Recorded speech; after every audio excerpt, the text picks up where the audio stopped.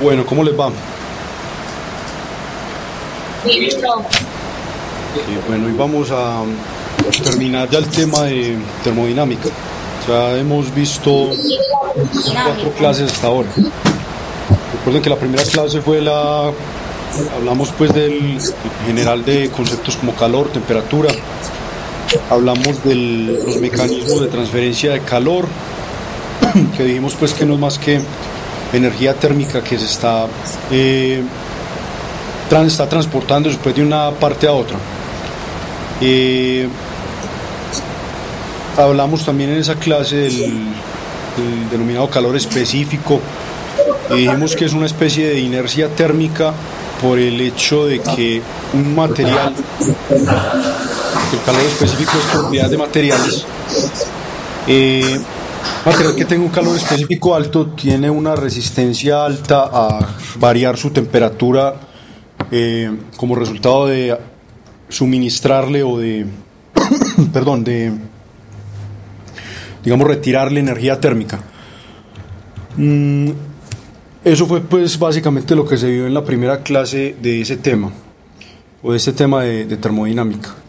En la segunda clase vimos, si mal no recuerdo, fue la clase de cambios de fase, en donde se introdujo el concepto de calor latente y hablamos pues de las diferentes fases. Hablamos de la sólida, líquida, gaseosa, específicamente pues para el caso del agua.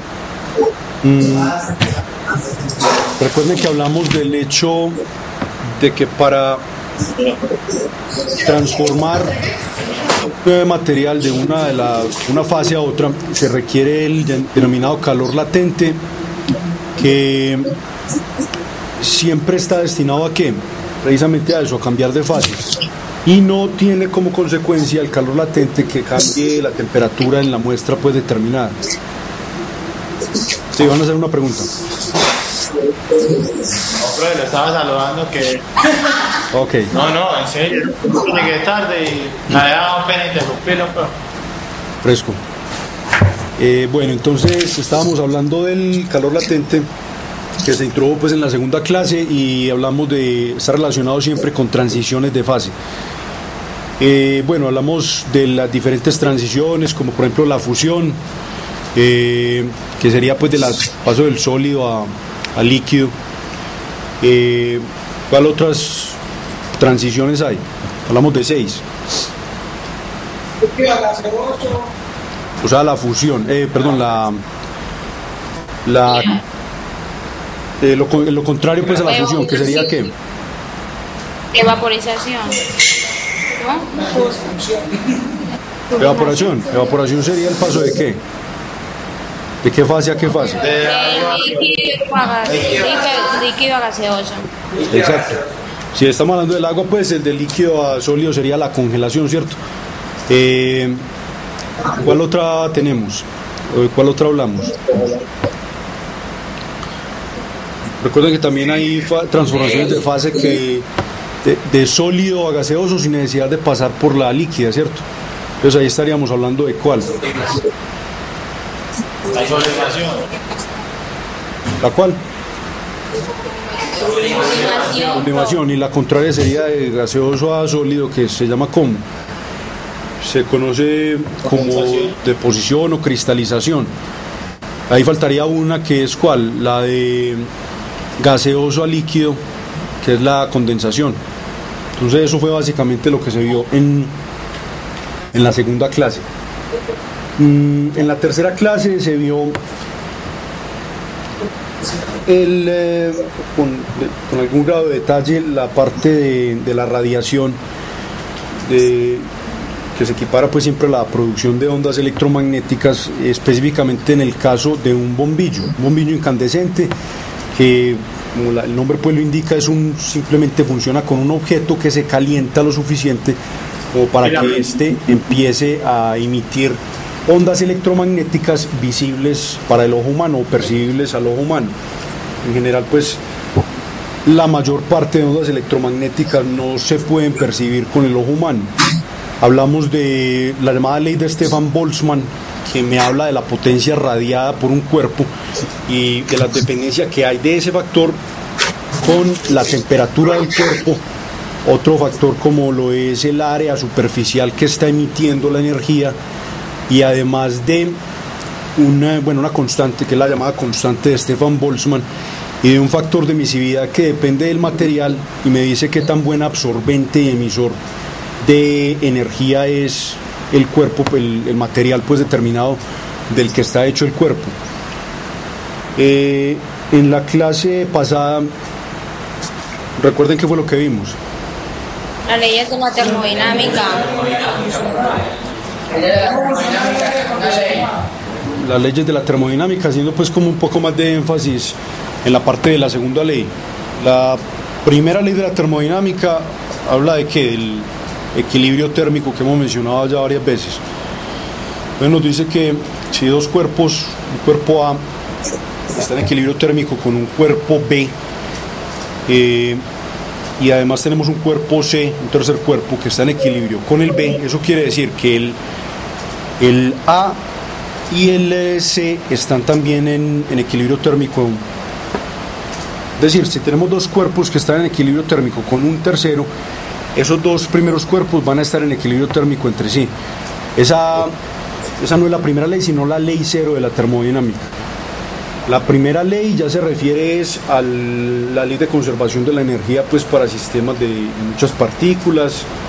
Me habla pues de cambio de la energía interna, que es igual al calor añadido pues al sistema de interés menos el trabajo que ese sistema hace sobre sus alrededores o sobre el exterior. ¿Cuál es la segunda ley de la termodinámica? Que fue a la cual pues se le hizo como más énfasis. Ahí se introdujo pues la entropía. ¿Y qué dice exactamente esa ley? Un sistema en medida, ¿no? Un sistema en medida. ¿Un sistema que? La que nos decía que el sistema de energía nunca decrecía, era la entropía. La entropía de un sistema térmicamente aislado no puede decrecer nunca. Entonces, viendo la entropía o definiéndola como una medida del desorden de un sistema, pusimos el ejemplo pues de la comparación de las diferentes fases de la materia. ¿Cuál tendría más grado de orden o, en otras palabras, menor entropía? La fase sólida, líquida o gaseosa. Yo digo que la entropía, como la medida de desorden, también se refiere al arreglo estructural de los cuerpos. Estoy hablando pues de la estructura molecular que pueden tener un cuerpo determinado. Hablando pues en general de la fase de la materia, ¿cuál de esas fases tiene un mayor orden? Desde el punto de vista pues de la estructura molecular al menos. La gaseosa. ¿La gaseosa tiene que mayor orden o mayor entropía? ¿Qué están diciendo?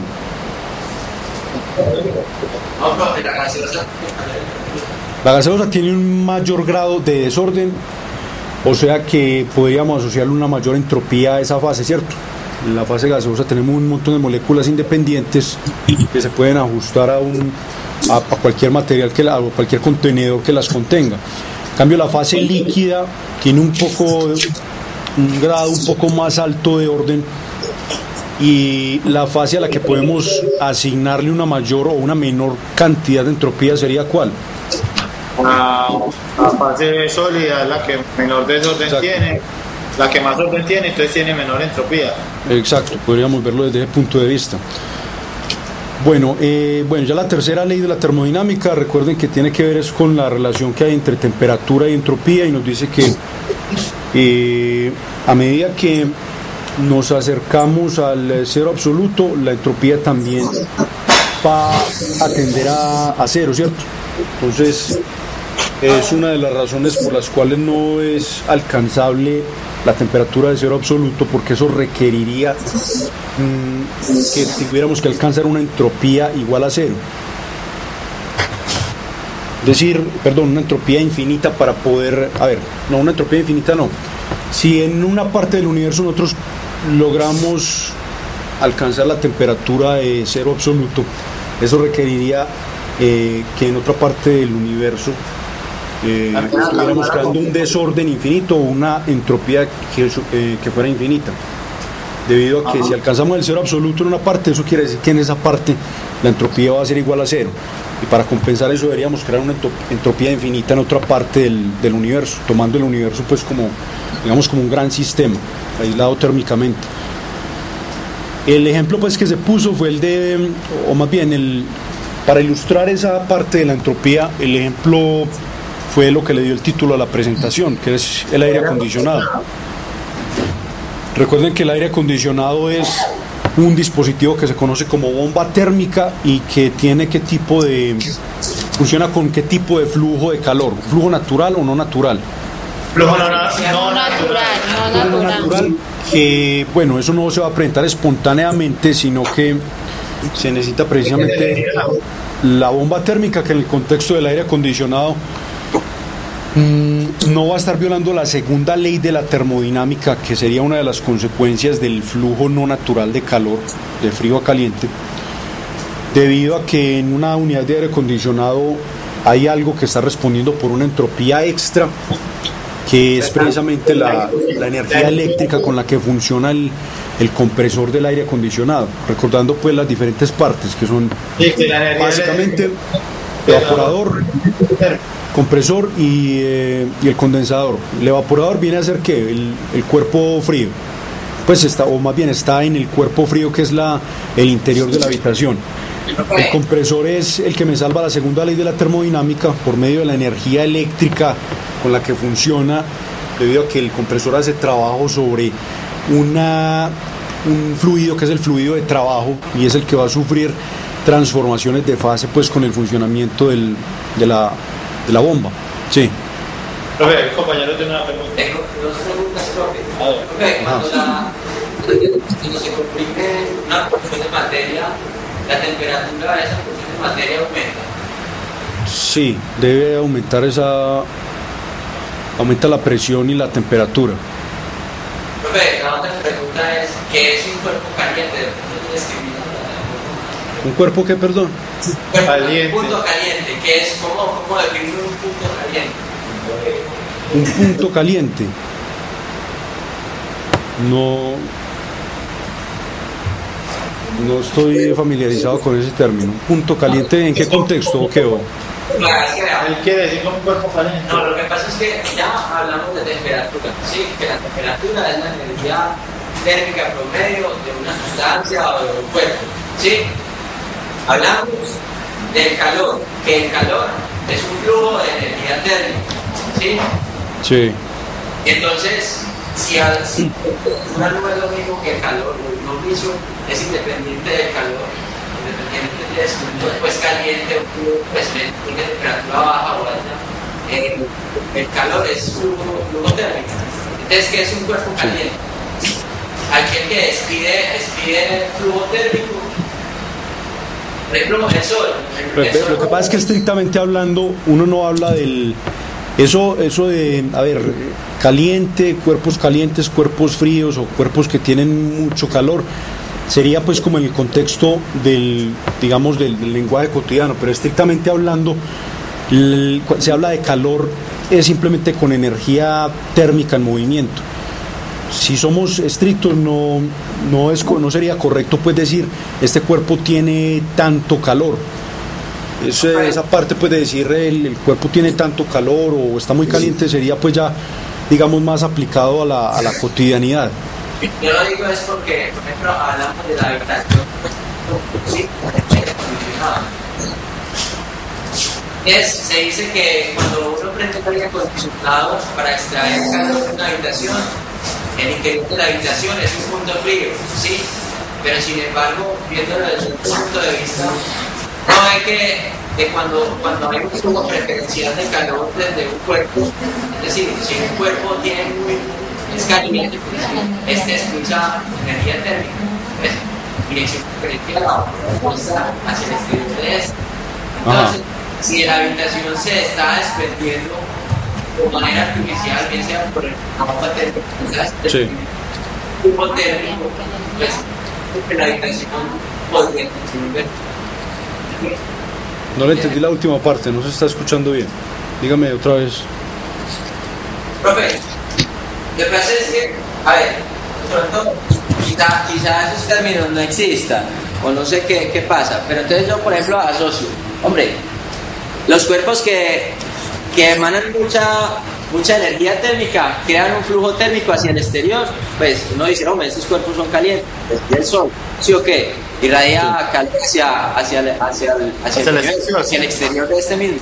Ahora, si uno se pone a ver la habitación, al prender el aire acondicionado se está succionando energía térmica de la habitación, o sea, se está creando energía térmica hacia el exterior de la habitación. Sí. Debería ser la habitación un cuerpo caliente en vez de un cuerpo frío. Diga que la habitación es que, perdón. Sería un punto caliente en vez de un punto frío. Lo que él está diciendo es que él tomó el ejemplo del sol y que el sol era un cuerpo caliente porque despide calor. Ajá. Y está diciendo una contraparte con la habitación, que la habitación se le está extrayendo el calor y lo está bombeando hacia afuera, por así decirlo. Entonces que la habitación está llevando, de la habitación se está expeliendo calor al exterior, entonces que la habitación también sería un foco caliente. Pues, sí, sería un punto caliente. Pero en este caso lo que tenemos es que la habitación es nuestro cuerpo frío y el exterior es el cuerpo caliente debido a que está a una mayor temperatura. Y lógicamente pues debido al flujo natural, el flujo natural va a ser que va a fluir energía térmica desde afuera hacia adentro, ¿cierto? Eso es lo natural, lo que se debe presentar. Pero con este dispositivo que se llama bomba térmica se presenta lo contrario. Pero entonces tenemos claro que el foco caliente es el exterior y el foco frío es el interior. Y como estamos operando en contravía pues de lo que es natural, llamamos flujo no natural de calor a ese caso, que es lo que hace la bomba térmica. Pero espontáneamente pues no se va a presentar ese tipo de movimiento de energía térmica. Se necesita ese dispositivo, la bomba térmica. Bueno, eso es básicamente lo que hemos visto hasta ahora. Vamos a terminar hoy con lo contrario pues a lo que vimos la vez pasada. Digamos, un tipo de dispositivo también que funciona con un flujo de calor, pero ya es el flujo natural del mismo. Sí. Antes de empezar, quería hacerte una pregunta respecto al quiz, al parcial. Lo de la nota, ¿cuándo lo sabríamos? ¿No les aparece la nota todavía o qué? Porque yo me fijo y aparecen varias notas.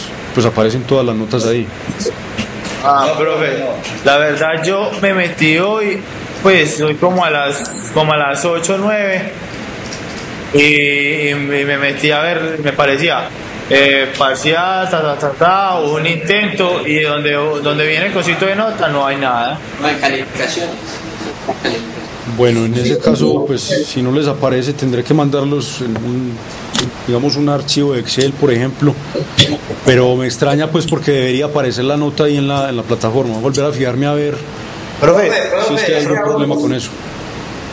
Profe, otra preguntita Sí. respecto a la de la imagen que yo te comenté, que yo me emocioné haciéndola en la hoja y escribí las respuestas.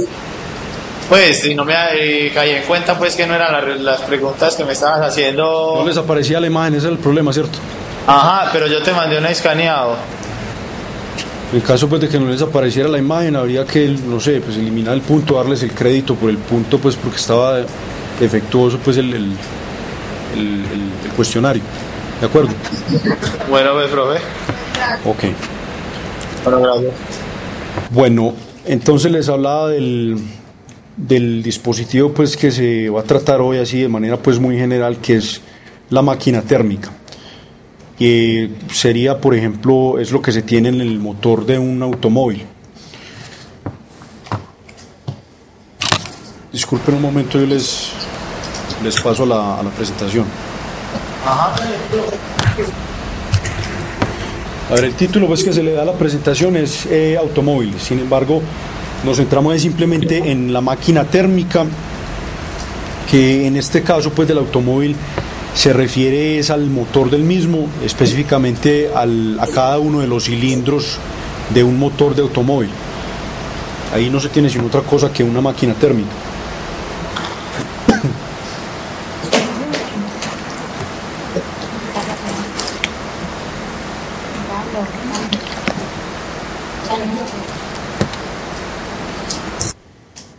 Bueno, si yo les digo que esta máquina térmica tiene un funcionamiento similar al de la bomba térmica, pero utilizando flujo natural de calor, entonces, ¿qué vamos a tener? Es un dispositivo similar donde tenemos un foco caliente y un foco frío, al igual que en el caso anterior. Profe, Sí. me repite, por favor. Que en la máquina térmica también tenemos un foco caliente y un foco frío, pero el flujo de calor que vamos a tener va a ser como es lo contrario al caso anterior. O sea, un flujo natural. Flujo natural, o sea que la energía térmica va de la parte caliente a la parte fría, exacto. Bueno, aquí nos hacen una pregunta que hace referencia es a la eficiencia de una máquina térmica. Cuando hablamos de eficiencia, a ver, el objetivo de una máquina térmica es que de un motor de un automóvil es aprovechar Toda la energía térmica que en él. energía térmica, digamos por ahora que es aprovechar energía térmica para transformarla en qué. Energía térmica, recuerde que la llamamos energía desordenada, ¿cierto? Para transformarla en energía. Entonces el objetivo de ella es que utilizar parte o transformar energía térmica en energía ordenada, por ejemplo energía cinética en el caso del automóvil. Primero en energía, digamos, rotacional para las llantas, ¿cierto? Y energía cinética traslacional para pues, que es la responsable del desplazamiento, estoy hablando de la traslación del vehículo. Entonces mire que habíamos dicho que la energía térmica espontáneamente no se va a convertir en energía ordenada, como cinética o potencial, ¿cierto? Pero eso es precisamente lo que hace una máquina térmica. Entonces, esta pregunta hace referencia a la eficiencia. Yo cuando digo eficiencia, ¿a qué me refiero? Se refiere a ver cuándo es más eficiente una máquina térmica. Una máquina térmica es más eficiente mientras mayor sea la cantidad de energía térmica que pueda transformar en energía ordenada. Entonces, la pregunta que nos hacen es relacionada con eso. Dice, un carro quema gasolina para obtener energía, pero permite que parte del calor producido escape calentando el aire. Podría diseñarse un automóvil que no desperdicie nada de calor. Como profe.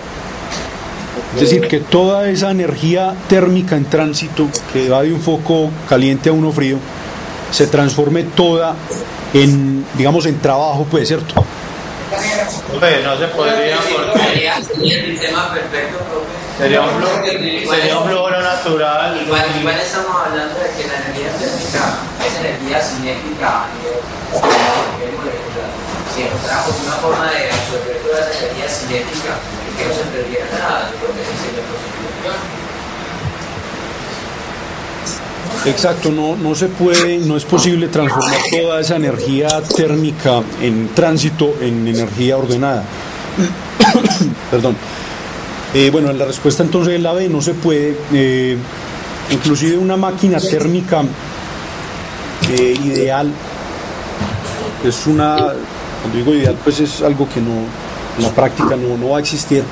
Inclusive una máquina térmica ideal no podría o no puede transformar toda la energía térmica en tránsito en calor, y aún más una máquina real mucho menos. Es decir, esa parte de energía térmica en tránsito del foco caliente al frío es muy pequeña la que se puede transformar en calor. La mayor parte de la energía simplemente va a ir a la parte fría, pero no se puede hacer, no se le va a poder dar una utilidad. Solamente es una fracción muy pequeña a la que se le puede dar esa utilidad. Esta es la descripción entonces básica de las máquinas térmicas en general. Mire que la palabra clave aquí en la definición que nos dan es que convierte parcialmente, o sea, es una parte solamente, convierte parcialmente calor en trabajo mientras se da el flujo natural de esa energía térmica, del calor del cuerpo caliente al cuerpo frío. Calor va al cuerpo frío. Exacto, el flujo natural.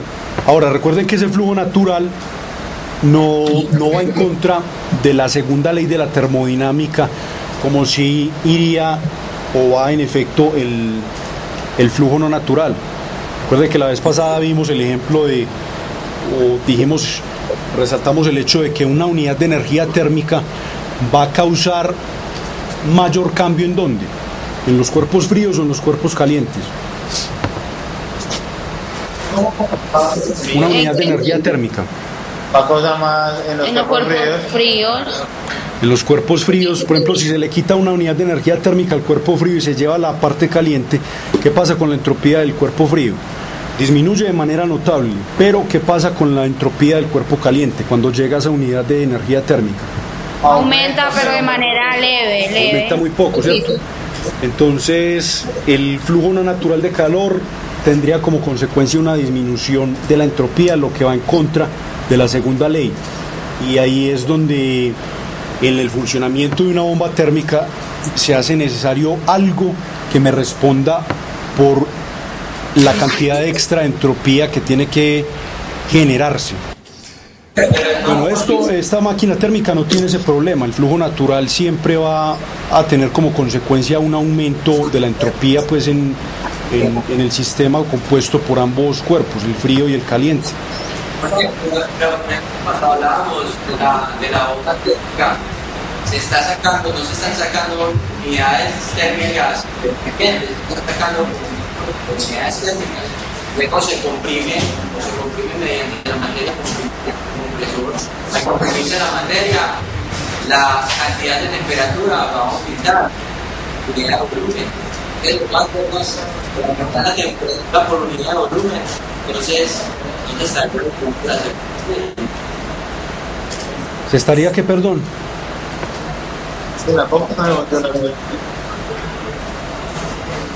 Que no se estaría violando la No le escuché bien la última parte. Porque no están violando la Lo que pasa es que aquí como asimilando un poquito todavía eso de la bomba térmica, cuando se está sacando temperatura de una habitación, unidades térmicas, de energía térmica, no se sacan individuales, se sacan en conjunto o en grupos mediante el fluido de trabajo.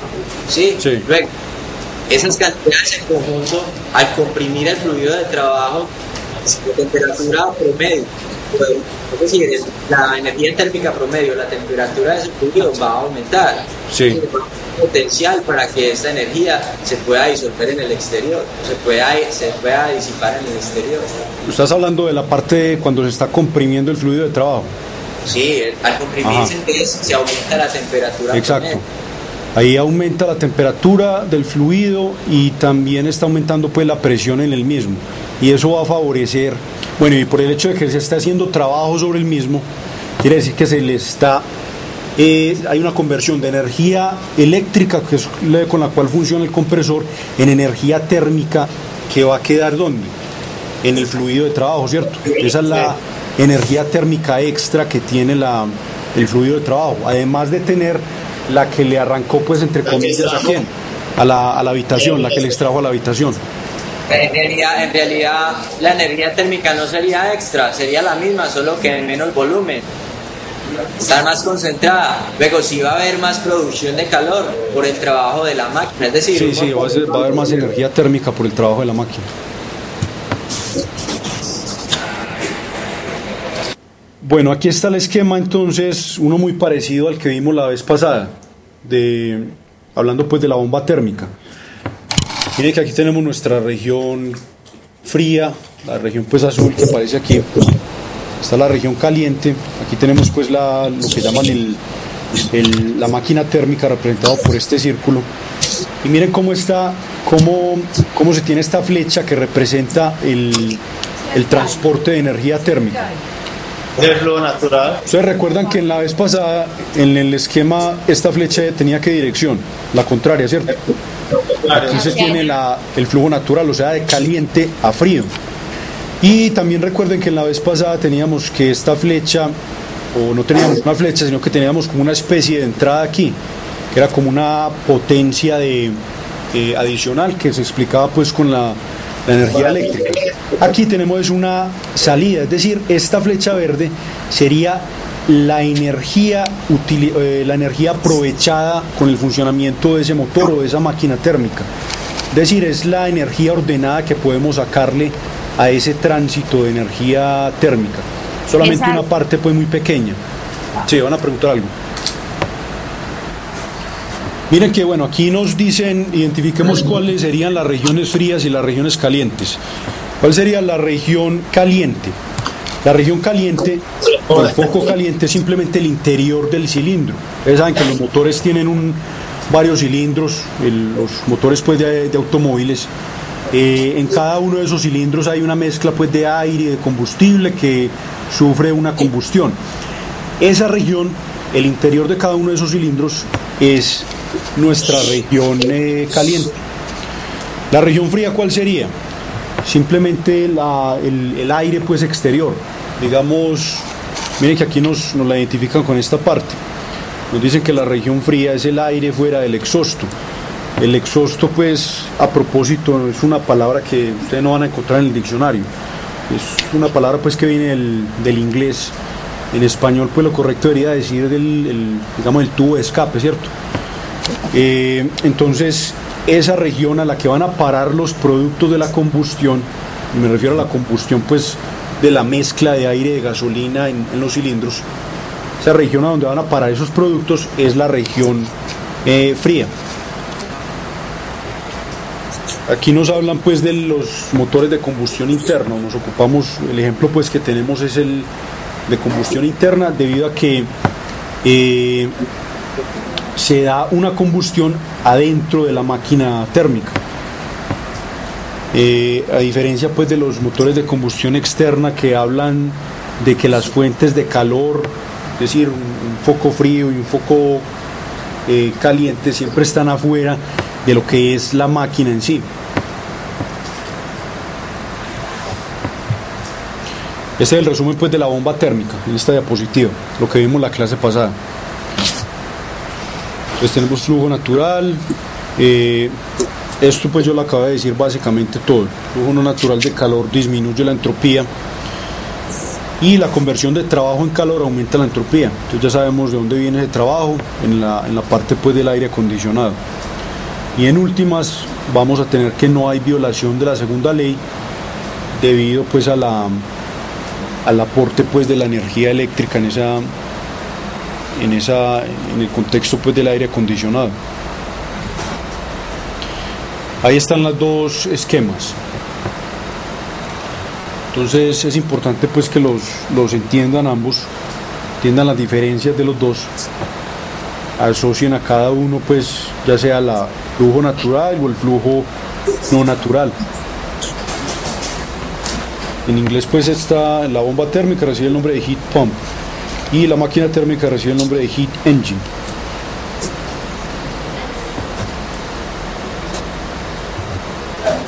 Ahora, hablando nuevamente de la eficiencia, recuerden que la vez pasada, refiriéndonos a la eficiencia de la bomba térmica, dijimos que es más eficiente cuando la diferencia de temperaturas entre los dos focos, caliente y frío, sea más pequeña, porque en ese caso se necesita menos energía eléctrica para hacer el trabajo, pues para que funcione el compresor. En cambio, en la máquina térmica lo que estamos viendo hoy es todo lo contrario. ¿Cuándo es más eficiente la máquina térmica? Y recuerden que con eficiencia me refiero a la cantidad de calor que pueda transformar en energía ordenada. Es decir, va a ser mayor esa cantidad de energía aprovechada mientras mayor sea la diferencia entre la diferencia de temperaturas entre la parte caliente y la parte fría. Aquí pues en las dos partes nos están hablando, las dos figuras nos están representando la máquina térmica. Miren que, bueno, en cuál de las dos figuras tendríamos una mayor eficiencia, de acuerdo pues al tamaño de estas flechas que hay acá. Estas flechas pues representan el flujo pues de energía térmica de una parte a otra. Esta flecha vertical representaría la energía la energía aprovechada, exacto, la que se transformó en energía útil. La que más nos serviría sería la segunda que tiene la flecha. Sería esta de acá. Entonces, ¿en cuál de los dos tenemos una diferencia de temperaturas más alta? En la segunda. En esta de acá, debido a que es mayor la cantidad de energía aprovechada.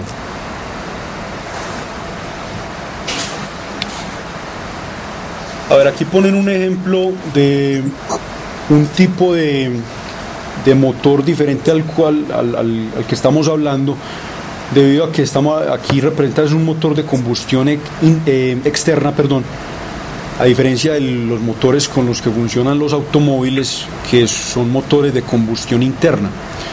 Entonces, uno de los ejemplos de máquina o motor de combustión externa es lo que llaman máquina de Stirling, donde también pues lo que se pretende es que a partir de energía térmica sacar energía ordenada, ¿cierto? Solamente que aquí, a diferencia del motor de combustión interna, dentro del mismo contenedor, es decir, dentro del mismo motor, no se tiene ninguna explosión, no se tiene combustión como si se tiene en el motor de un automóvil, un motor de combustión interna, sino que lo que se tiene es un gas dentro del contenedor. Se tienen por lo general un par de pistones, ahí en la animación se ven. Hay muchas pues configuraciones de este tipo de máquina. Esta simplemente es una de ellas. Se tiene un pistón, digamos, que es más largo que el otro. Aquí se tiene otro pistón que está en la parte superior, pero la característica principal de este tipo de motor de combustión interna es que esas fuentes la parte caliente, la parte fría, están en el exterior del motor. Entonces aquí pues representan la parte caliente como, no sé, como un conjunto pues de llamas, y la parte fría la representan como hielo, y siempre están afuera del motor pues de la máquina térmica. Entonces lo que se tiene es un gas dentro del contenedor que se calienta pues por efecto del contacto con la parte caliente, pero va a sufrir entonces un bajón de temperatura también por el contacto que va a tener con la parte fría. Entonces básicamente ahí lo que van a ver es cambios continuos de ¿qué? De presión y de temperatura del gas que hay dentro del motor. Ese continuo movimiento entonces, debido pues a la presencia del gas aquí, se va a traducir en ¿qué? En un movimiento de esto se llama, creo que es un cigüeñal. Si estuviéramos hablando pues de un automóvil sería eso. Pero miren que se está logrando es un movimiento, está logrando energía cinética de traslación de ¿quién? De este pistón de acá arriba, ¿cierto? Entonces estamos sacando energía ordenada a partir de energía desordenada, utilizando el gas que hay dentro del contenedor. Este tipo de motores, bueno, otro ejemplo de motor de combustión externa sería los motores a vapor. También se tiene que no hay ninguna combustión dentro del mismo motor, no hay ninguna explosión dentro del mismo. Una desventaja es la que mencionan ahí, que es difícil de arrancar instantáneamente, o sea que por lo general hay que ayudarle pues al motor inicialmente, no sé, por ejemplo un sistema de manivela, por ejemplo. Una ventaja sería el hecho de que por el hecho de que no hay explosiones dentro de ese tipo de motores, no hay combustión dentro del mismo, estos motores son silenciosos a diferencia de los motores de combustión interna, como lo son los de los automóviles.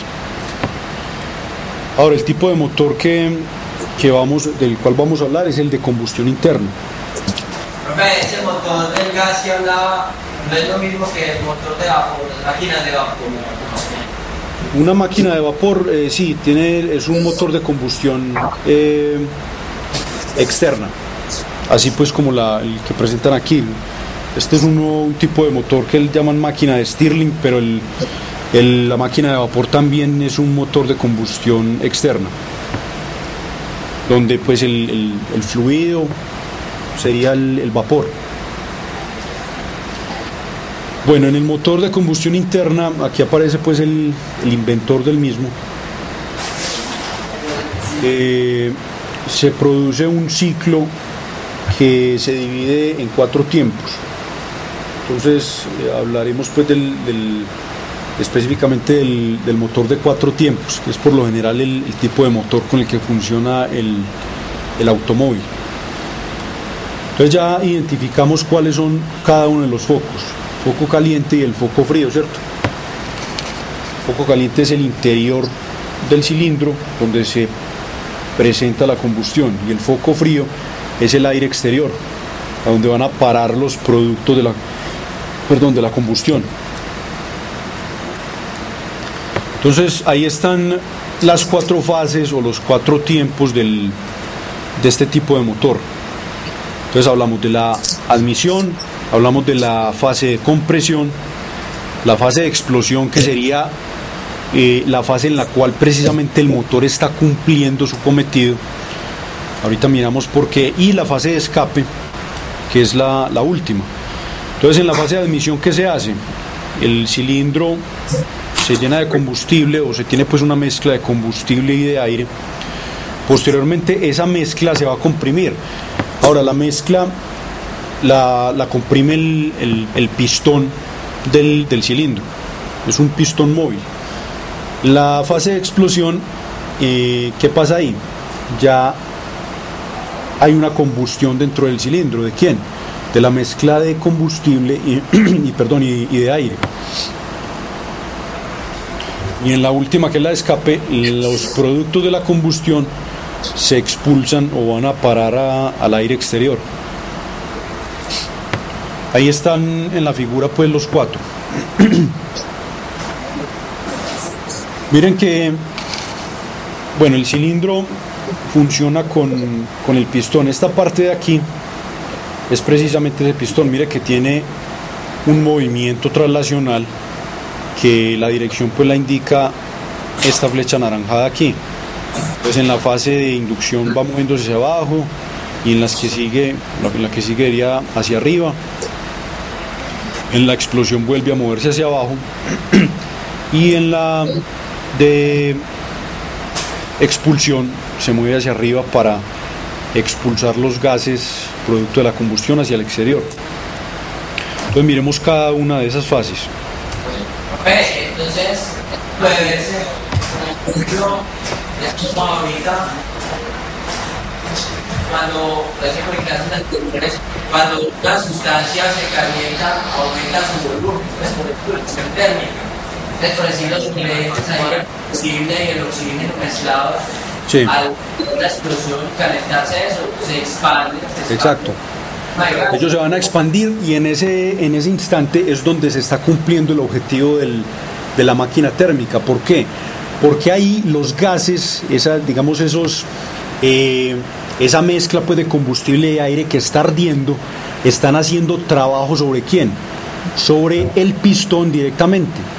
Entonces mire que estamos sacando de energía térmica, estamos sacando energía ordenada, energía inicialmente pues de traslación del pistón. Entonces, debido a esa expansión que se da ahí, en esa expansión es donde se cumple pues el objetivo de la máquina térmica. La primera fase, la fase de admisión, ¿qué es lo que pasa ahí? El pistón se está moviendo hacia abajo. Entonces ahí en ese momento el volumen pues del cilindro está aumentando, ¿cierto?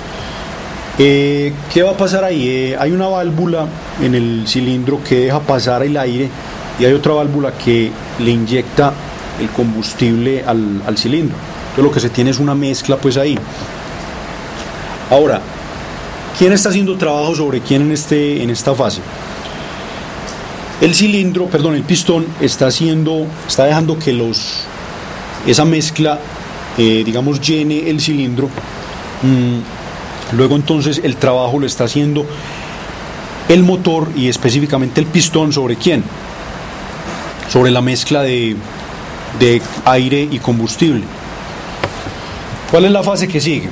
Cuando ya el pistón ha llegado a su punto, al punto más bajo, ahí ya el pistón va entonces a moverse hacia arriba, y estaríamos hablando de qué fase. En el esfuerzo del combustible. De la fase de compresión, donde ¿qué está haciendo el pistón? El pistón está comprimiendo esa mezcla de ¿quién? La mezcla que hay de aire y de combustible. ¿De acuerdo? Ahí, debido a que la mezcla se está comprimiendo, ¿qué pasa con la temperatura y la presión en esa mezcla? Hay un aumento de presión y de temperatura. Ahora, ¿quién está haciendo trabajo sobre quién? De nuevo el pistón está haciendo trabajo sobre la mezcla, ¿cierto? Por eso nos dicen ahí, el motor realiza trabajo sobre los gases durante esta fase o este tiempo. Ahora, la fase que sigue es la fase más importante porque es la fase, les repito, en la cual el motor está cumpliendo su misión. ¿Y cuál es la misión del motor? Menos de una forma pues muy general, sin referirnos al automóvil. Energía ordenada. Exacto. De una energía térmica sacar energía ordenada. Esa sería la fase que llaman aquí explosión. Otra forma de referirse a esa misma fase es la fase de potencia. Vendrían siendo pues la misma cosa. Ahí, por medio de un instrumento pues que va en el cilindro, hay contacto pues que en el cilindro, que es este de acá se alcanza pues a ver aquí en la figura, que es la bujía, se produce un chispazo y esa chispa pues enciende la mezcla. La mezcla ya al final de la fase de combustión tiene una temperatura pues bastante alta y la presión también es alta, pero la mezcla entonces la bujía enciende la mezcla, y ahí qué va a pasar con la temperatura y la presión, van a aumentar mucho más, ¿cierto? Entonces ahí es que esos gases, pues la mezcla pues, o esos gases en combustión, ¿qué van a experimentar? Van a experimentar una expansión, ¿cierto? Entonces, debido a esa expansión, esos gases están empujando ¿a quién? Están empujando al pistón nuevamente hacia dónde, hacia abajo. Entonces, ahora, ¿qué diferencia esta fase de las dos anteriores? En las dos anteriores, el pistón estaba haciendo trabajo ¿sobre quién? Sobre la mezcla. Exacto. Y en esta fase, ¿quién está haciendo trabajo sobre quién? La mezcla sobre el pistón. La mezcla sobre el pistón. O sea, mire que ahí estamos ya sacando energía ordenada por medio del movimiento del pistón. Entonces ahí se cumple la misión del motor, y los gases son los que realizan trabajo sobre el motor en ese tiempo, más específicamente pues sobre cada uno de los pistones de cada uno de los cilindros. Miren que, bueno, ahorita les muestro una animación en la que aparece pues el movimiento traslacional del pistón y aparece el movimiento rotacional de la parte a donde va a ir conectado cada uno de esos pistones, que tiene un movimiento rotacional, donde van a ir conectados pues cada uno de los cilindros. Ahora, el cuarto tiempo, ¿cuál es? El cuarto tiempo, o la cuarta fase, la llaman la fase de escape. Ahí ya los gases se expandieron, hicieron trabajo pues sobre el pistón. La temperatura y la presión pues se han bajado bastante pues a comparación de cómo eran inicialmente al inicio de la fase de explosión, y el pistón ya nuevamente hace trabajo sobre ¿quién? Sobre lo que queda pues, sobre los productos de esa combustión. Entonces se abre pues una válvula que también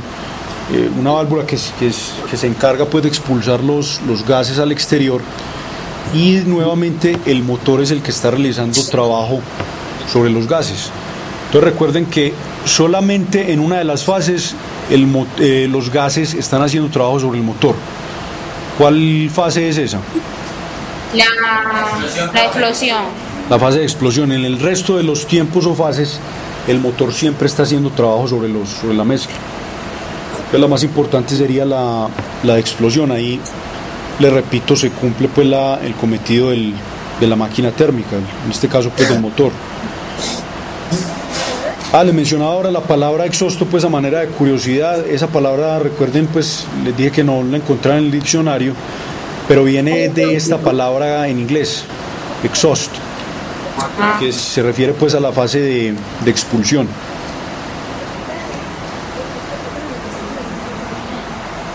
Sí, aquí está la animación que les mencionaba ahora. Esta animación, creo que yo les di alguna vez, o les puse en la página, creo que un enlace a no sé si sería esta página, o tal vez fue a una página donde había otras simulaciones. En fin, después les pondré el enlace a esta página, que es una página en la que también pueden encontrar varias simulaciones, pues no solo de este tipo de temas, sino de muchas otras cosas. La página se llama así, aquí está el nombre, que es más o menos cómo funcionan las cosas, How Stuff Works. Bueno, este es lo que pasa entonces dentro de un cilindro. Entonces miremos cuál sería la fase inicial. Esta es la fase de admisión, aquí se comprime, esta es la explosión y aquí se expulsa los productos de la combustión. Ahora ya ahí nos indican pues las diferentes partes que tiene el cilindro. Estas dos, la parte A y la parte J, si no estoy mal, serían las válvulas que controlan pues el paso del aire y del combustible.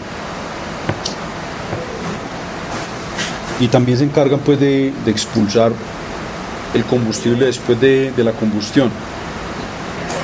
Bueno, entonces miren que aquí tenemos un movimiento, primero traslacional de quién, del pistón, pero ese movimiento traslacional se traduce en qué, en un movimiento rotacional como una especie de, no sé, de varilla a la cual están conectados cada uno de los cilindros del motor. Y si mal no recuerdo, recibe el nombre de cigüeñal. Cigüeñal, ¿cierto? Bueno, aquí se tiene simplemente, esto es como una especie de sumidero de aceite pues para mantener lubricada esta parte. Y esta parte K es lo que se conoce como la bujía, que es la que le da la que va a encender pues en últimas la mezcla de combustible y de aire. Profe, sí. Ya una cosita, ahí no es muy importante anotar que parte de ese movimiento deriva de la forma que tiene ese cigüeñal, porque es que ese cigüeñal tiene una contrapesa, pues tiene como un diseño de contrapesa, que es lo que hace que ese pistón vuelva ya a su estado inicial, a volver a recibir esa explosión. Esa forma que tiene el cigüeñal ahí es súper indispensable para que haya todo ese movimiento. Porque si ese cigüeñal no tuviera esa forma, que es una contrapesa, sí, que gire y vuelva a su estado inicial para poder recibir la explosión. Bueno, sí, eso ya es parte del diseño del motor, bueno, del motor mismo, pero es decir, lo relevante aquí es el hecho de que la fase de explosión es la que está ocasionando el movimiento del pistón hacia abajo, y ya eso se traduce en el movimiento rotacional del cigüeñal, independientemente pues del diseño del mismo, pero usted tiene pues razón en lo que apunta.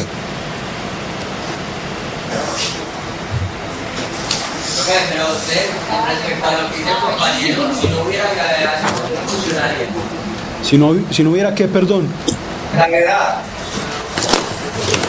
Si no hubiera gravedad, no funcionaría. Si no hubiera gravedad. Si no hubiera gravedad, el que está diciendo que si no hubiera gravedad, el motor no funcionaría porque ya la contrapesa no serviría de nada. Tendrían que haber más pistas. Pues yo supongo que no funcionaría pues al menos de la manera pues que como funciona con la gravedad presente, de acuerdo pues al diseño que tiene todo este mecanismo pues del automóvil.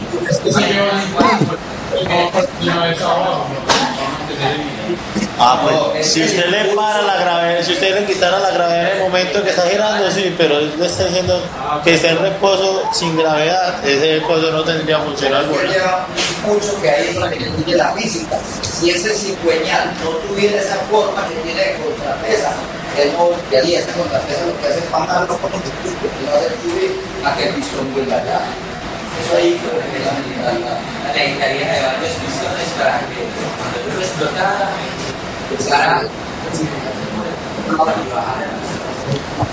Bueno, vamos a continuar. Aquí nos hablan de los límites de eficiencia.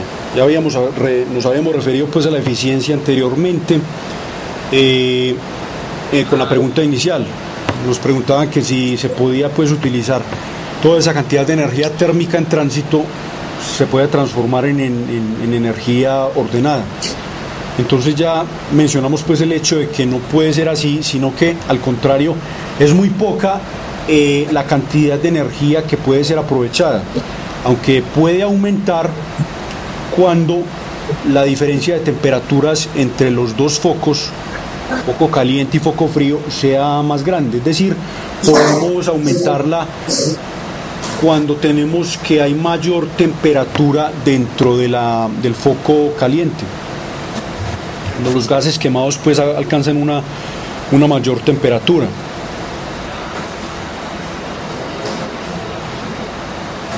Bueno, aquí nos hablan de una forma en la que podría lograrse un aumento en la eficiencia, y es en lo que denominan cuando se tiene lo que llaman un radio de compresión grande. Ahora, ese radio de compresión se refiere a la relación que hay entre el volumen del cilindro al final de la etapa de compresión con el volumen de ese mismo cilindro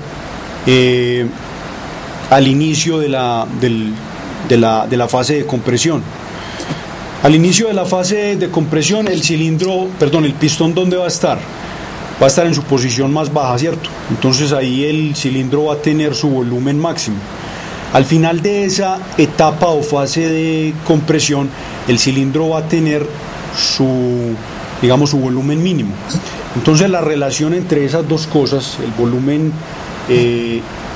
máximo del cilindro y el volumen mínimo del mismo, es lo que se conoce como radio de compresión. ¿Sí? ¿Te dijiste algo? No, pero tranquilo. Estoy hablando de lo siguiente, acá, volviendo pues a esta animación. Estamos hablando de la relación del volumen del cilindro en este punto con la relación con el volumen del cilindro en el punto más alto.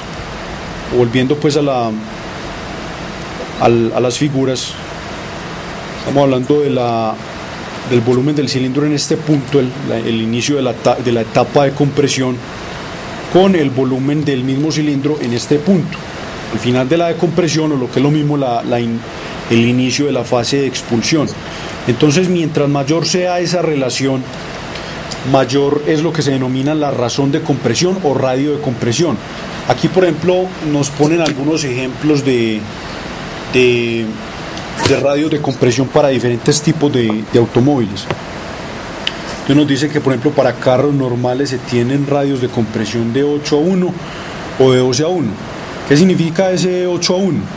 Quiere decir que el cilindro en la posición, digamos, el inicio de la fase de compresión, va a tener 8 veces el volumen pues del mismo cilindro al final de esa misma etapa. Es 8 veces mayor. 12-1 quiere decir que el volumen del cilindro al final, al inicio de la etapa de compresión, va a ser 12 veces mayor que el volumen del mismo cilindro al final de la misma etapa, de la etapa de compresión. Mientras mayor sea la compresión que se dé, ¿qué va a pasar con la mezcla de los gases, con la mezcla de combustible y de aire? Van a calentar mucho más, profe. Exacto. Va a subir mucho más la temperatura, entonces eso puede tener como consecuencia que sea más eficiente el motor. Bueno, aquí nos ponen ejemplos de carros pues de alto rendimiento y nos dicen que hablan de una relación de compresión de 15:1, o ya pues hablan de motores diésel y nos hablan de relaciones de compresión de 20:1, donde se alcanzan pues temperaturas ya mucho más altas. Ahora, puede haber una desventaja de tener un radio de compresión alto, y es que si no se utiliza el combustible adecuado, se presenta una combustión antes de que la bujía entre en acción. Ustedes saben que la bujía aporta el chispazo para encender la mezcla, ¿cierto? Pero si la temperatura que se alcanza es lo suficientemente alta o es muy alta, puede que la mezcla se sufra una ignición espontánea antes de que empiece la fase de explosión. Muchas veces se habla de eso como una preignición. Eso puede ser, tengo entendido que no es pues, puede ser perjudicial para el motor, ¿cierto? Entonces no es algo deseable que se presente esa preignición antes del inicio de la fase de explosión. Entonces, en un motor que tenga un radio de compresión o una relación de compresión que sea alto, lo ideal es tener un combustible que no sufra una combustión, es decir, que no sea fácil que se queme, que tenga una tolerancia pues alta a temperaturas grandes, que tenga una temperatura de ignición bastante alta. Aquí, por ejemplo, hablan de diferentes tipos de combustible y lo clasifican por algo que se llama el número de octanos. Ustedes saben pues que el combustible, la gasolina, viene pues fundamentalmente del petróleo. Ya pues en el proceso que sufre el petróleo en la refinería se pueden sacar diferentes tipos de combustible. Se tienen pues los llamados hidrocarburos, en donde se tienen diferentes tipos de combustibles. Se van a caracterizar porque están formados por diferentes tipos de cadenas de carbonos, átomos de carbono, y tienen diferentes longitudes. Entonces se habla pues de metano, pentano, heptano, octano, que serían diferentes tipos de combustible dependiendo del número de átomos de carbono que estén enlazados. Entonces, por ejemplo, si le hablan a uno de heptano, de pentano, por ejemplo, le estarían hablando de 5 átomos de carbono enlazados. Heptano le estarían hablando de 7 átomos de carbono. Octano le hablarían de 8 átomos de carbono. Ahora, el octano es el combustible que tiene una mayor tolerancia a temperaturas altas. Es decir, es más difícil que sufra pues la combustión ese combustible. Entonces, cuando uno le hablan de gasolina que tiene octanaje o número de octano de 87, eso quiere decir que el 87% de esa gasolina está hecho de octano y el 13% restante estaría formado por otro combustible, como por ejemplo heptano. Y lo mismo pues con el de 90. Ese de 90 quiere decir que el 90% es octano. Entonces, a medida que vamos subiendo el número de octanos, vamos subiendo la temperatura de ignición. Entonces, una gasolina con un octanaje alto va a ser más difícil de que sufra pues la combustión. Ahí dan pues las diferentes temperaturas asociadas y nos dicen que a octanaje de 87 le correspondería una temperatura de ignición de 750 grados centígrados y a una de 93 le correspondería una de 850 grados centígrados. Entonces, una gasolina de octanaje alto es ideal para utilizarlo en qué tipo de vehículos. Un vehículo en el que el motor tenga un radio de compresión alto, ¿cierto? Si tiene un radio de compresión alto, ya sabemos que en la etapa de compresión se alcanza una temperatura muy alta, ¿cierto? Pero si se tiene una gasolina con un octanaje alto, no va a encenderse esa mezcla antes de que alcancemos la etapa de ¿qué? La etapa de explosión.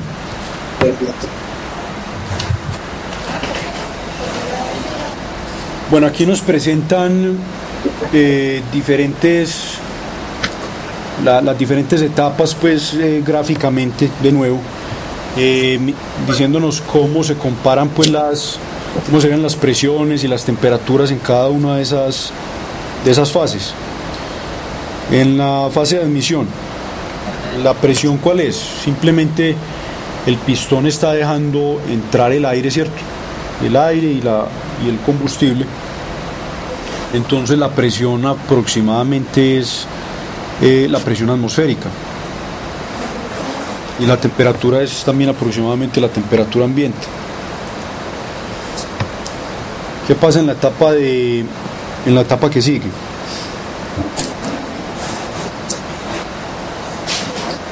En la etapa que sigue, la presión, ¿qué debe pasar con ella?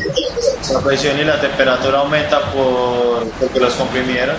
¿Cuál es la etapa? Exacto, ahí estamos hablando de la etapa de compresión, entonces ya se mueven pues a partir de sus valores de equilibrio, que serían la temperatura ambiente y la presión atmosférica. Se tiene una presión y una temperatura alta. La tercera fase es ¿cuál?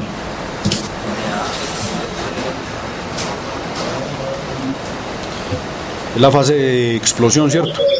Ahí ya se encendió la mezcla, entonces alcanza en ese momento los valores de presión y de temperatura sus máximos valores, cuando empieza a arder esa mezcla de combustible y de aire. Aquí lo representan pues con un color rojo, es decir, los colores claros los están asociando a temperaturas bajas, y colores como naranja y rojo los asocian con temperaturas y presiones más altas.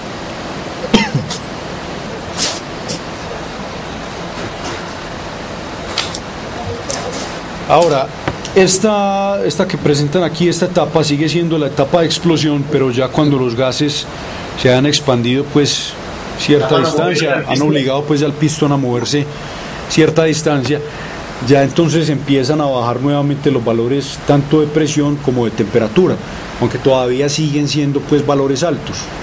Estamos hablando pues nos hablan ahí de una presión moderada y una temperatura alta.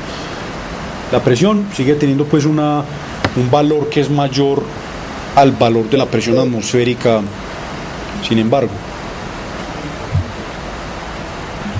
Eventualmente, cuando ya se cumple pues ese ciclo esa fase completamente, la presión nuevamente alcanza un valor que es el de la presión atmosférica. La temperatura no llega todavía pues digamos al valor de temperatura ambiente todavía, pero ya tiene pues un valor mucho más moderado. Ya bajó pues mucho más en relación al principio de la fase de explosión. Eventualmente entonces llega nuevamente a los valores de equilibrio, o inclusive pues se puede llegar a un valor de presión por debajo de la atmosférica, y la temperatura alcanza nuevamente el valor de temperatura ambiente. Ahora, cuando empieza nuevamente el ciclo, cuando se llega nuevamente a que las válvulas se abren para dejar entrar el combustible y el aire, ya nuevamente la presión va a ser la atmosférica, ¿cierto? Va a aumentar pues nuevamente al valor de la presión atmosférica. Bueno, vamos a ver si funciona este video en donde presentan las fases pues de las diferentes fases del motor, de 4 tiempos. Bueno, desde aquí no funciona, voy a reproducirlo desde afuera.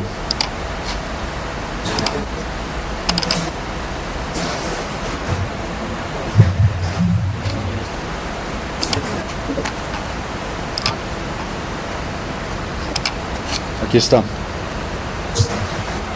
¿Sí se alcanza a ver bien? Ahí sí, profe. A ver, aquí vamos a mirar, aquí están presentando, esta es la fase de admisión, miren que está llenando de aire el cilindro. Esta es la válvula pues que deja pasar el aire, ¿cierto? ¿Cómo se ve allá cuál es la velocidad del video? ¿Y se reproduce a velocidad normal o está como en cámara lenta? Todavía está fuera. Está muy lento. No, pues, pero, o sea, no está a velocidad normal, pero está a la velocidad apropiada para que nosotros lo veamos. Ok, pero entonces si se alcanza puede apreciar lo que estamos viendo. Ahí es el interior de un cilindro lo que se está viendo. Esta parte móvil, que es lo que está moviendo acá, en esta parte, es una de las válvulas que deja pasar el aire. Entonces mire que así se llenó de aire el cilindro, y miren que el pistón acá se está moviendo. Miren que está subiendo. Ahí la bujía pues encendió la mezcla y está expandiendo, se están expandiendo pues los gases. Vamos a verlo. Esta es la admisión. Esta fase que sigue es la compresión. Miren el cilindro, el pistón moviendo hacia arriba. Aquí la bujía le dio el chispazo y la mezcla empezó a arder y empujó el pistón hacia abajo. Esta sería, bueno, ahí no muestran bien la fase de expulsión, pero se da cuando esta válvula se mueve para dejar escapar los productos de la combustión.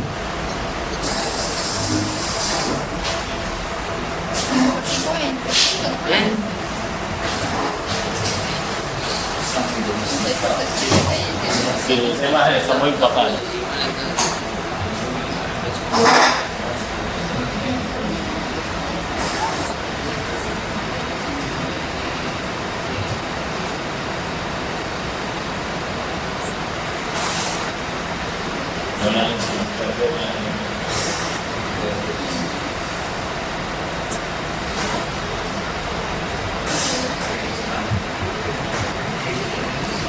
Bueno, volvamos ahora a la presentación.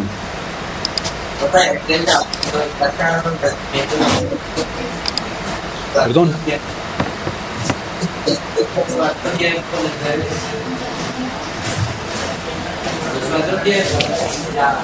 están todos ahí, compresión. Sí. Comprensión, Repita, explosión. por favor, los 4 tiempos. Los 4 tiempos: admisión, compresión, explosión o potencia y la de expulsión. Esos serían los 4 tiempos del motor. Ahora hay otro tipo de motores que hablan que son de 2 tiempos, en donde ya tendríamos una fase de compresión y una fase de explosión, y se meterían los otros 2, estarían, digamos, por decirlo de alguna manera, incorporados en los de compresión y de explosión. Por ejemplo, en la compresión estaría también la de admisión, es decir, al mismo tiempo que está admitiendo el motor la mezcla, en ese mismo instante los está comprimiendo. Y en la de explosión estaría incorporada, por decirlo de alguna manera, también la fase de expulsión.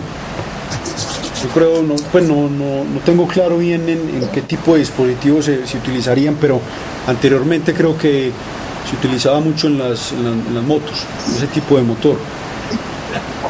Ahí en esta animación presentan cómo sería pues el movimiento ya de un motor con los diferentes cilindros. Aquí, ¿cuántos cilindros tenemos? Tenemos 6 cilindros. Los pistones serían estos cilindros pues de color gris. Mire que están unidos a esto que sería el cigüeñal, que estaría representado pues por esta parte verde. Ahora, hay muchos tipos de orientaciones de los motores. Les voy a pasar el enlace, tal vez a la noche o mañana, de donde pueden encontrar diferentes animaciones. Esta, por ejemplo, se sacó de la página de How Stuff Works, que es también se sacó la animación del anterior que vimos, lo que pasa pues en un solo cilindro. Ahora, uno de los cilindros tiene que estar siempre en la fase de explosión para poder, digamos, proveer la energía necesaria para que los demás empiecen su respectivo ciclo. Eso es lo que quiere decir esta afirmación que hay aquí. Entonces siempre va a encontrar uno un cilindro en la fase de explosión.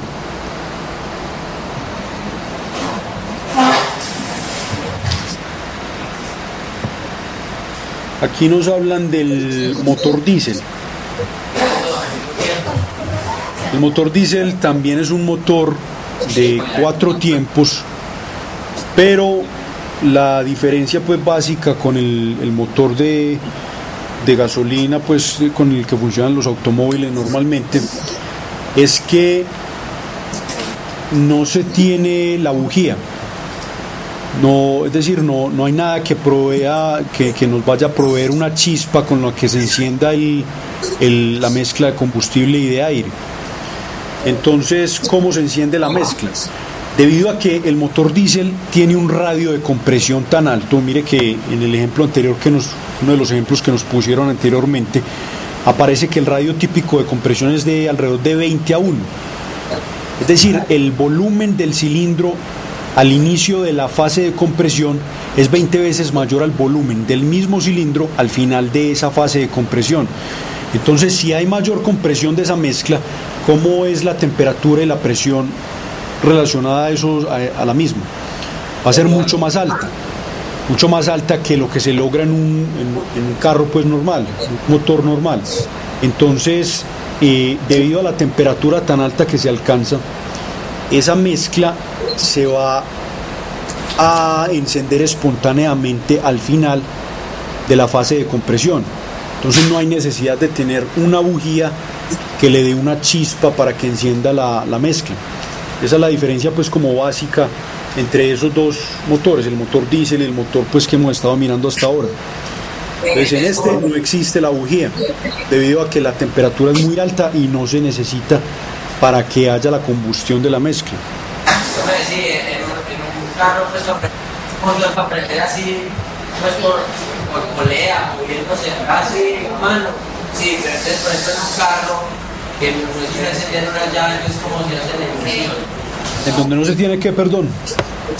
Vale, por ejemplo, en los motores antiguos uno le daba manivela a una rueda y claro, sí, el pistón y bueno, así se prendía por la presión instantáneamente. Pero entonces, por ejemplo, en los carros diésel, ahora que usan que funcionan diésel, deben de tener alguna bujía. Pues el cilindro en sí no tiene bujía, pero ya pues el mecanismo pues de funcionamiento de ese tipo de, digamos, de vehículos es bastante complicado y tiene pues un sistema eléctrico con el que funciona. O sea, el encendido inicial sí tiene que ver con el circuito eléctrico, que relaciona pues o que se encarga del encendido del automóvil o de la máquina pues de la que estemos hablando.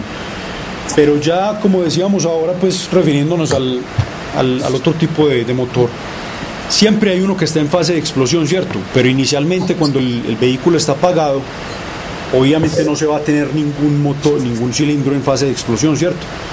Entonces, ¿cómo se da ese inicio pues del ciclo?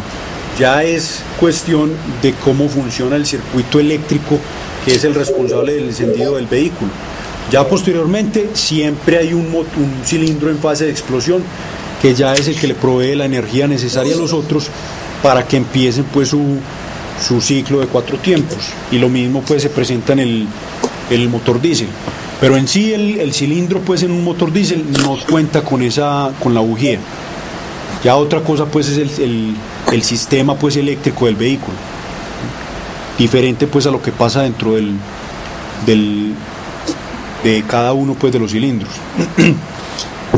Entonces, en resumen, aquí en esta diapositiva presentan las características del motor diésel. También es un motor de combustión interna, solamente pues que ya vamos a tener valores de temperatura y de presión mucho más altos. Ahora, también la inyección de combustible de aire no se da simultáneamente, sino que se da entre los tiempos de compresión y de explosión. Dijimos, a ver, en el motor tradicional de los automóviles, pues recuerden que esa inyección de combustible y de aire se da cuando, en la fase de admisión, simultáneamente.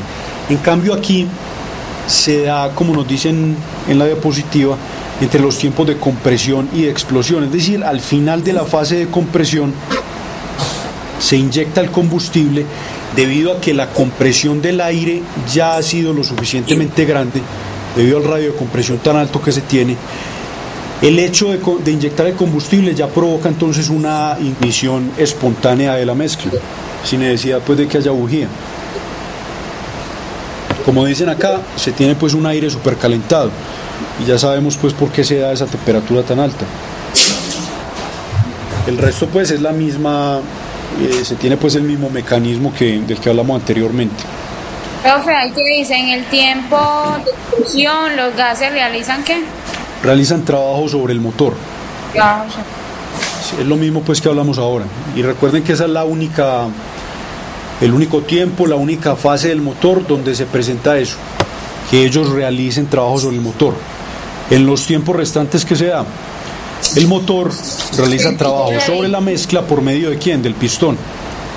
Entonces por eso fue que yo dije ahorita que se puede considerar la fase de explosión como la más importante, porque es donde estamos cumpliendo o se cumple pues la misión del motor, que es sacar energía útil a partir de ¿quién? De energía térmica. Y sabemos que ese tipo de energía es energía desordenada.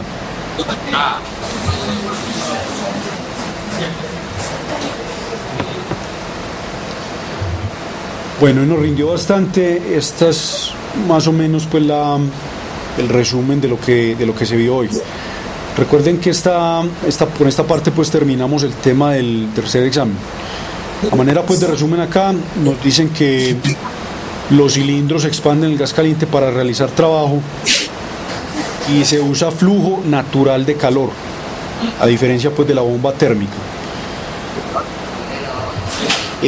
Hablando pues de la eficiencia, recuerden que se tiene que solamente una parte muy pequeña de la energía térmica en tránsito va a poder ser utilizada en forma de trabajo.